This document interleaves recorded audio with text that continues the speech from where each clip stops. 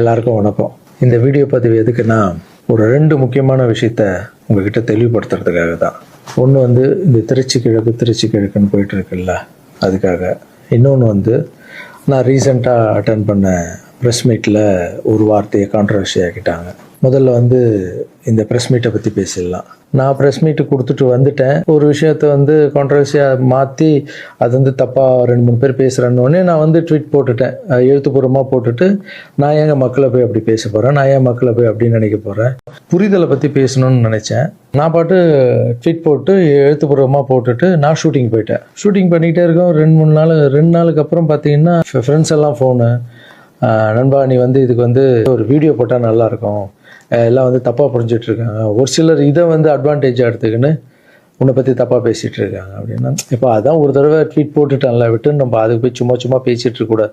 தப்பு நம்ம பண்ணால் பரவாயில்ல, நம்ம தான் பண்ணலையே அப்படின்னு விட்டாச்சு. அதுக்கப்புறம் என்னுடைய ட்ரஸ்ட் குழந்தைங்கள்லாம் ஃபோன் போட்டு, நம்ம படிக்க வச்ச குழந்தைங்க அங்கங்கே வேலை பண்ணிகிட்டு இருக்காங்கல்ல, அங்கிள் நீங்கள் இதுக்காக ஒரு வீடியோ போடுங்க ப்ளீஸ், இது ரொம்ப தப்பாக போய்ட்டுருக்கு அப்படின்லாம் பேசினாங்க. என்னடா இது எல்லாம் இப்படி சொல்கிறாங்களே அப்படின்னு பார்க்கும்போது, வீட்டுக்கு போனால் வீட்டில் அம்மாவும் அப்செட்டில் இருக்காங்க. இதுக்கு தான் நான் ஒன்று அரசியலுக்கு போவானு. ஐயோ இது ஏதோ ரொம்ப தப்பாக இருக்குது போல். ஃப்ரெண்ட்ஸுங்கிட்ட எல்லாம் கேட்டு பார்த்தா, நம்ம சொன்ன எண்ணங்கள் வேறு, இவங்க தப்பாக பேசிகிட்டு இருக்காங்க, அதுவும் ரொம்ப தப்பாக இருக்குது அப்படின்னும் போது, எனக்கு ரொம்ப க்ளோஸான ஒரு பையன் ஒருத்தர் இருக்கார் என்னுடைய ட்ரஸ்ட்டில். அவர் பேர் ராஜகோபால். அவர் ஒரே ஃபோனில், அங்கிள் நீங்கள் இதுக்கு ஒரு ட்வீட் போட்டு ஆகணும், நீங்கள் இந்த திருச்சி கிழக்கு தொகுதி. ஸோ நிறைய பேர் இடத்துல பார்த்தீங்கன்னா திருச்சி தொகுதியில் எல்லாரும் சும்மா நிற்கிறாரு. நிறைய பேர் அண்ணா நீங்கள் வாங்கண்ணா, நீங்கள் வந்தால் நாங்கள் ஓட் போடுறோண்ணா, வெல்கம்ண்ணா இதெல்லாம் சொல்கிறீங்க. நான் ஷூட்டிங் போகிற இடத்துல நான் ஏதாவது ஆஃபீஸ் போனால் கூட, வாங்க எம்எல்ஏ சார் திருச்சி தொகுதியில் நிற்கிறீங்களா, எல்லாரும் சந்தோஷமாக கூப்பிட்டீங்க, அன்பாக கூப்பிட்டீங்க. உங்கள் அன்புக்கு எல்லாருக்கும் நன்றி. என் மனசில் இருக்கிறதா நான் இன்றைக்கி சொல்லிடுறேன். நான் திருச்சி தொகுதியில் நான் நிற்கணுமா, இல்லை விஜய் சார் எப்போது ஹீரோ ஆனாரோ அப்போத்துலேருந்து ஒருத்தர் போஸ்ட் ஓட்டியிருப்பார்ல, அதுக்கப்புறம் அவர் அரசியல் ஸ்டார்ட் பண்ண அப்புறம் அந்த அரசியலுக்காக உழைச்சிருப்பாங்கல்ல, அவர் ஆரம்ப ஸ்டேஜ்லேருந்து வந்தவங்களாம் இருப்பாங்க, அவங்க வரணுமா நான் வரணுமா? விஜய் சார் வீட்டில் இன்னும் எத்தனை பேர் திருச்சிக்காக வெயிட் பண்ணிகிட்டு இருக்காங்களோ நம்மளுக்கு என்ன தெரியும்? அது விஜய் சார் டிசைட் பண்ணணும். விஜய் சார் யார் நிற்க வைக்கிறாங்களோ யார் வேணாலும் ஜெயிப்பாங்க. ஏன்னா விஜய் சார் முகத்துக்கு தானே ஓட்டு விடுது. ஸோ அந்த இடத்துல போய் நான் போய் நிற்கிறதுன்றது அது தர்மமே இல்லைல்ல. யாரோ ஒருத்தர் விதை போடுவாங்க, அங்கே செடி முளைக்கும், அதுக்கு வேலி கட்டுவாங்க, அதை பாதுகாப்பாங்க. ஒரு மரம் ஒன்று வரும், அந்த மரத்தில் ஒரு பழம் வரும். அந்த பழத்தை நான் எடுத்து சாப்பிட்ணுமா, விதை போட்டவங்க சாப்பிட்ணுமா? ஒரு வேளை நம்ம போய் சேரணும்னா எப்படி நம்ம சேரணும்? ஃபஸ்ட்டு உறுப்பினராக போய் சேரணும். உறுப்பினராக சேர்ந்து அந்த கட்சிக்காக 3 வருஷம் உழைக்கணும், 4 வருஷம் உழைக்கணும். கட்சியுடைய எல்லா நலத்திட்டங்களையும் எத்தனை போய் வெளியே சொல்லணும். கடமையை செய் பலனை எதிர்பார்க்காதன்றது தான் என்னுடைய கோட்டை. உழைக்கணும்.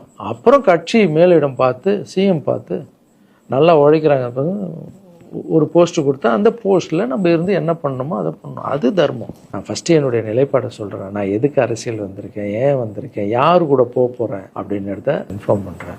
ஒரே ஒரு விஷயம் சொல்லிக்கலாம், நம்ம அதுக்குன்னு ஃபீல் பண்ணுறாதீங்க, அண்ணன் அரசியலுக்கு வரமாட்டார் போல். திருச்சி கிழக்கில் தான் நிற்கலன்னு சொன்னேன், அதுதான் தர்மம் இல்லைன்னு சொன்னேன். வேறு எங்கேயும் நிற்கலன்னு சொல்லல. நிற்போம் பொறுமையாக, அடி மேலே அடி எடுத்து வச்சு, அவசரப்பட்டு என்ன இது சீக்கிரம் வாங்கலாம் அப்படின்னு சொல்கிறாங்க. என்ன காய்கறி கடையாக போய் வாங்குறதுக்கு? இவ்வளோ நாள் நம்ம உழைச்சி காப்பாற்றி வச்ச பேரெல்லாம் ஒருத்தருக்கு போய் சரண்டர் பண்ணிவிட்டு அவங்களுக்காக உழைக்க போகிறோம்னா, அங்கே நம்மளுக்கு சீட்டு வேணாம், எதுவும் வேணாம், மரியாதை. எங்கே நம்மளுக்கு மரியாதை நல்லா கிடைக்குதோ, யார் கூட போய் சேர்ந்தால் மக்களுக்கு நல்லது நடக்குமோ எல்லாம் திங்க் பண்ணி அழகாக பண்ணுவோம். ஏதோ ஈஸியாக கிடைக்குதுன்னு எம்எல்ஏ சீட்டில் உட்காந்துக்கிட்டு, இல்லை மினிஸ்டர் சீட்டில் உட்காந்துட்டு பதவி அனுபவிக்கிறதுக்காக வருவானா, என் சுயநலத்துக்காக வரேனா, இல்லை மக்கள் பின்னாடி நிற்கிறேன், மக்கள் பிரச்சனைக்காக நான் வரேன்.